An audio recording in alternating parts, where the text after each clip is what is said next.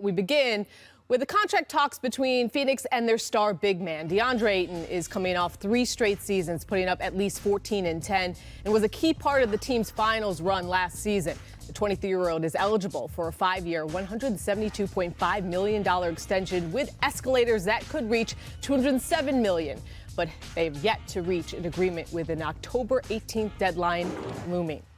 Now joining us with the latest, Adrian Wojnarowski. And Woj, what can you tell us about where the contract talks are at this moment?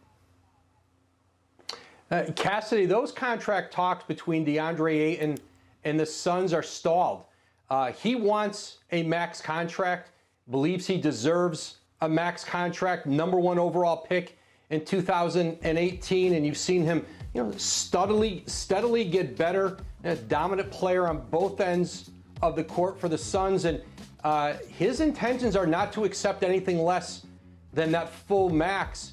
And right now, Phoenix and I think Robert Sarver, that organization is essentially telling them, we don't think you are worth a max contract. Now, these are negotiations, and there are 2 weeks left.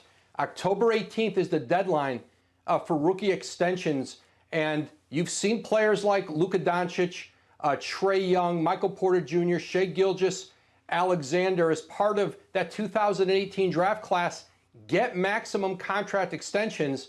And there was an expectation around the league that Deandre Ayton would already have this done. But Phoenix and Robert Sarver, who has had a history of people questioning his commitment financially and otherwise to building a sustainable winner. This is a team that got to the NBA Finals last year, and now they've got 2 weeks left, or they face the possibility of going into this season and maybe having some acrimony with their star young player and the relationship he built with Monty Williams over the last couple of years, which has really been a big part of his development, have a lot of those things tested without an extension in place. Okay, so without an extension, just further detail for me the implications of him not signing the rookie extension before the October 18th deadline, specifically for Ayton. Well, he could become a restricted free agent next summer, which means the Suns could match any offer and keep Deandre Ayton. But as an organization, you don't want it to come to that, because that creates, acrimony with the player. It creates mistrust. And also, listen, Deandre Ayton could sign his qualifying offer next year and get paid $16 million for the season, and then in the following year become an unrestricted free agent, which is a nightmare scenario for Phoenix. And so they've got a couple weeks here to figure this out. But Deandre Ayton's intentions are, and his representatives, that he's going to get a max contract, whether he gets that from the Suns before that October 18th deadline, or he gets it next year, either with Phoenix or another team. Quickly, forward Mikal Bridges also eligible for the rookie extension. What can you tell us about his status?